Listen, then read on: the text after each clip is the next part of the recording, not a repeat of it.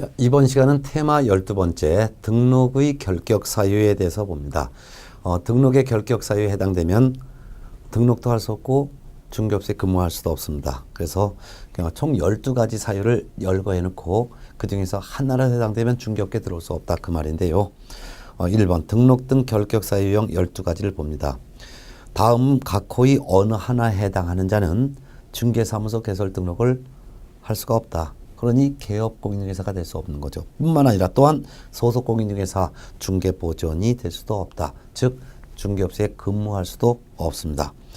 총 12가지 사유를 해놨는데 그 12가지 사유를 일단 제한 능력자, 또한 전과자, 행정처분을 받은 자, 또한 법인 이렇게 나눠놨습니다. 이 12가지 중에 하나라도 해당되면 등록도 할 수 없고 또한 중개업소의 소공 보조원으로 근무할 수도 없는데 12가지 사유를 하나씩 설명드리겠습니다. 자, 그래서 테마 12번째 등록도 할 수 없고 중개업소에 근무도 할 수 없는 사유를 등록의 결격 사유라고 표현했습니다. 그럼 이 12가지가 있는데 이 12가지 중에 하나라도 해당되면 중개업계에 못 들어와요. 첫 번째가 바로 이제 제한 능력자 중에서 첫 번째가 바로 미성년자입니다. 미성년자는 성년이 되지 아니한 자인데요. 성년은 만 19세인데요. 만 19세에 달하지 아니한 자는 중개업계에 못 들어옵니다. 물론 공인중개사 자격은 미리 취득할 수 있지만 성년이 되어야지만 그때서야 중개업계에 들어올 수 있습니다. 특히 미성년자가 혼인을 했다 하더라도 만 19세가 될 때까지는 중개업계에 들어올 수 없고 만 19세가 되어야지만 그때서야 중개업계에 들어올 수가 있다는 것도 알아둬야 되겠죠. 두 번째는 금치산자, 중개업계에 못 들어옵니다. 뿐만 아니라 한정치산자, 이분도 중개업계에 들어올 수 없습니다. 금치산자란 금산 선고를 받은 자를 줄임말이고요. 한정치산자란 한정치산 선고를 받은 자가 줄임말이죠. 이분들은 중개업계에 못 들어오고 언제 들어올 수 있냐? 금치산 선고받은 것이 취소되어야 합니다. 한정치산자는 한정치산 선고받은 사실이 취소되는 별도의 취소 선고를 받아야지만 그때서야 중개업계에 들어올 수가 있는 것이죠. 자, 주의할 것은 금치산자, 한정치산자는 아무리 정상인으로 회복됐다 하더라도 금치산에 대한 취소 선고를 받고 한정치산자는 한정치산 취소 선고를 받아야지만 중개업계에 들어올 수 있습니다. 자, 그 다음에 이제 세 번째입니다. 세 번째는 파산 선고를 받고 복권되지 아니한 자. 파산자라고 합니다. 파산자는 알거지죠. 중개업계에 못 들어옵니다. 언제 들어올 수 있냐? 복권이 되어야지만 중개업계에 들어올 수 있습니다. 복권이 되는 방법은 채무를 다 완전히 변제하고 법원에 복권을 신청하여 법원으로부터 복권 결정이 되거나 또는 파산 선고받고 10년이 지나거나 해야지만 복권이 되는데요. 복권 되어야지만 중개업계에 들어올 수 있습니다.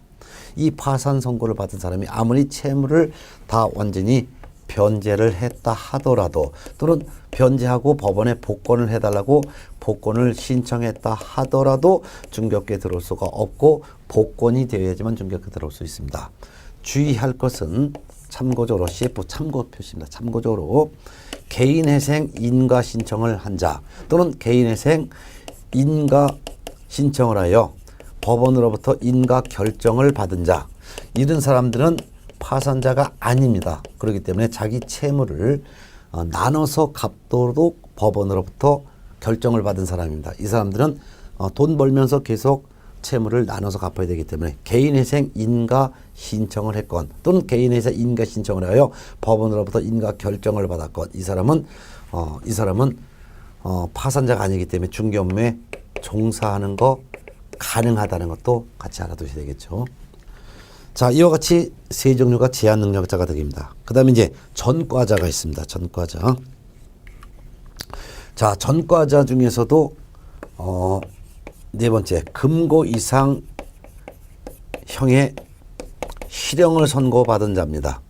금고 이상형이라는 것은 징역형 또는 금고형을 말합니다. 징역형이란 교도소에 수감하여 노역도 시키는 형벌이고 금고형은 교도소에 감금만 하지 노역 이일은 시키지 않는 형벌을 금고형이라고 하는데요. 공인중개사법 위반이건 다른 법 위반이건 금고 이상형의 실형을 선고받게 됩니다. 실형을 선고받는 것은 교도소에 수감한다라는 판결을 받은 사람입니다. 이 실형을 선고받고 그 집행이 종료가 되더라도 3년간은 중격계 못 들어옵니다. 집행이 종료됐다는 말은 만기 석방이 됐다 그 말입니다. 만기 출소했다 하더라도 만기 출소 후 3년간은 중격계 못 들어옵니다. 또는 금고 이상의 형의 실형을 선고받았지만 집행이 종료된 것으로 보는 경우도 있습니다. 집행이 종료된 것으로 보는 경우라는 것은 중간에 가석방을 받은 사람입니다. 가석방을 받고 나머지 잔여형기를 다 마치면 그때서야 집행이 종료된 것으로 보게 되죠. 그때부터도 3년간은 중격계 못 들어옵니다. 예를 들어서 징역 1년형의 실형을 선고받은 사람이 석방되고서도 3년간 중격계 못 들어와요. 근데 징역 1년형의 실형을 선고받은 사람이 8개월 만에 가석방됐다 하더라도 나머지 4개월의 잔여형기를 마쳐야지만 집행이 종료된 것으로 보게 되고 그때부터 또한 3년간은 중격계 못 들어옵니다. 자, 근데 집행을 면제받은 경우가 있습니다. 집행을 면제받았다는 것은 교도소에 수감하는 것을 면제받았다 그 말입니다. 면제받았다 하더라도 3년간은 중견에 동사할 수가 없습니다. 근데 집행 면제 사유 중에서 특별 사면을 받았거나 또는 법률이 변경돼서 집행이 면제되면은 3년간은 중격계 못 들어오는데요. 집행 면제 사유 중에서 일반 사면을 받아서 집행이 면제되는 경우도 있습니다. 일반 사면은 무죄와 똑같은 것입니다. 그렇기 때문에 일반 사면을 받아서 집행이 면제됐을 때는 즉시 중견에 종사할 수 있다는 것을 꼭 알아두셔야 되겠죠. 자, 이와 같이 금고 이상형의 실형을 선고받았다 하면은 교도소에 수감이니까 석방되고서도 3년간 못 들어온다. 중간에 가석방을 됐다 하더라도 나머지 잔여기를 다 마쳐야지만 집행이 종료된 것으로 보게 되고 그때부터 또한 3년간 못 들어온다. 교도소 수감 면제를 받았다 하더라도 3년간 못 들어온다. 다만 집행이 면제되는 사유 중에서 일반 사면을 받아서 집행이 면제된 경우는 바로 중견에 종사할 수 있다라는 거 알아두시고 그 다음에 이제 네 번째입니다. 다섯 번째인데요. 이것도 금고 이상 형은 맞습니다. 근데 금고 이상형의 실형을 선고받은 것이 아니라 집행유예를 받았습니다. 집행유예라는 것은 교도소에 수감하는 것을 집행, 유예라는 것은 보류. 집행유예를 받으면 집행유예 선고를 받았다 그 말입니다. 그럼 집행유예 선고를 받으면 집행유예 기간이 있습니다. 집행을 유예하는 그 기간이 있는데 집행을 보류하는 기간, 요 기간 중에 있는 자는 중견에 종사할 수 없습니다. 자, 그렇다면 징역형 금고형에 대한 집행유예를 받은 경우는 실형 선고를 하면서 동시에 집행만을 보류합니다. 이래서 예를 들어서 징역 1년 집행유예 2년을 받았다 라고 한다면 집행유예 2년 동안만 중견에 종사할 수 없습니다. 따라서 오늘 징역 1년 집행유예 2년을 받았다 하면 징역 교도소 생활을 1년 동안 수감시켜야 되지만 이 사람을 교도소에 수감시키면 가족들의 생활이 어려우니까 교도소 수감하는 것을 오늘부터 2년간 보류한다. 그런 판결입니다. 그러면 이 집행을 유예하는 이 기간 동안에만 중견에 종사할 수 없고 집행유예 기간이 끝나면 바로 중견에 종사할 수 있습니다. 참고적으로 주의할 것은요. 선고유예라는 게 있습니다. 금고 이상 형에 대한 만일 선고유예를 받았다. 선고유예는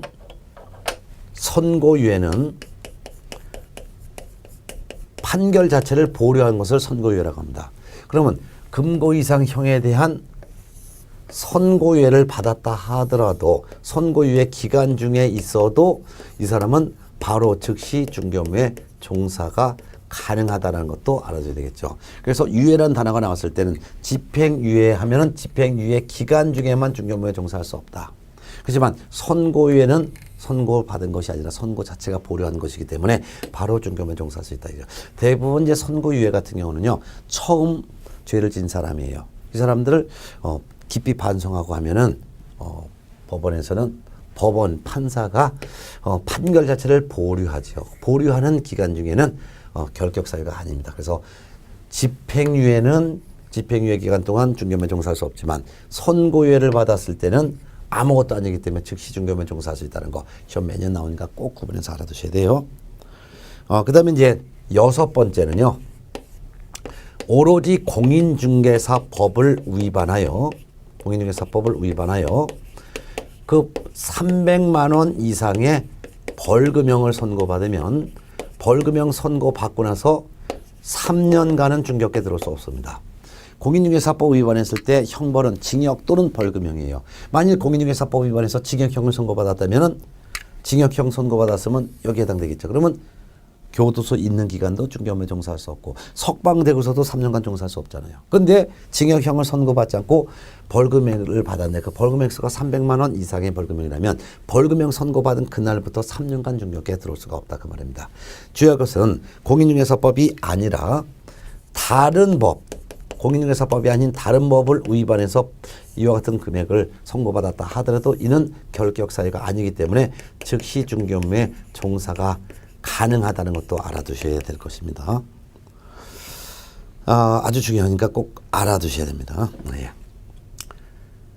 그 다음에 이제 행정처분 받은 사람이 나옵니다. 7번째. 행정처분이라는 것은 행정관청이 취소처분하거나 정지처분한 것을 행정처분이라고 하는데 공인중개사법을 위반하여 공인중개사 자격 취소 처분을 받으면요. 자격 취소 처분을 받으면요. 자격 취소 처분 받고 3년간은 중개업에 종사할 수 없습니다.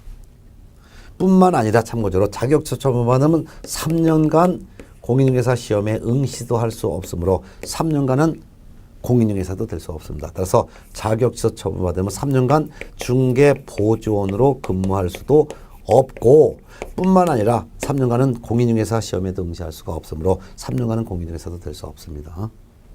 이 자격 취소 처분은 공인중개사 자격을 보유하고 있는 사람은 다 자격 취소의 대상이 됩니다. 그래서 공인중개사 자격을 취득하여 등록까지 한 공인중개사인 개업공인중개사건, 공인중개사 자격을 취득하여 개업공인중개사에 소속을 한 소속공인중개사건, 저처럼 그냥 공인중개사 자격만 취득한 그냥 공인중개사건, 자격증 양도돼야하면 자격 취소 처분받고 자격 취소 처분받으면 3년간 중개보조원도 될 수 없고 3년간 공인중개사도 될 수 없죠. 자, 8번째는 공인중개사법 위반으로 자격정지 처분을 받고 그 자격정지 기간 중에 있는 자는 그 자격정지 기간 중에는 중개업에 종사할 수가 없습니다. 근데 이 자격정지 처분은 공인중개사 자격이 있는 사람 중에서도 중개업소에 근무하고 있는 소속 공인중개사에 대해서만 영업정지 해당되는 내용이에요. 소속 공인중개사가 영업정지 받은 것을 자격정지라고 하죠. 그러면 자격정지 기간 중엔 중개업에 종사할 수 없습니다. 자격정지 기간은 6개월을 초과하지 않는 범위 내에서 자격정지하기 때문에 아무리 길어도 자격정지 기간은 6개월 초과할 수는 없습니다. 만일 자격정지 기간 중에 중개업무하다가 적발되면은 자격취소 처분도 받고 1년 이하의 징역 또는 1,000만 원 이하의 벌금형의 처벌도 받습니다.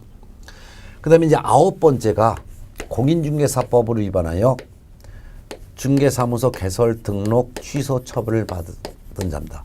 등록 취소 처분을 받으면 원칙적으로 등록 취소 처분을 받은 날로부터 3년간은 중개업에 종사할 수가 없고 3년이 지나야지만 중개업계에 들어올 수 있는 것이죠. 이게 원칙입니다.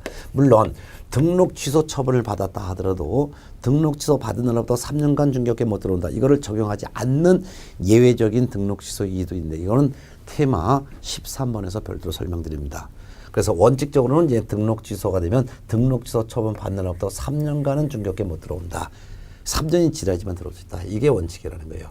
예외적인 내용은 테마 13에서 설명드리겠습니다. 자, 이 등록 취소는 개업 공인중개사에 대한 행정처분이기 때문에 등록 취소되면 개공이 아니에요. 그러면 3년 동안 중개업계에 못 들어온다.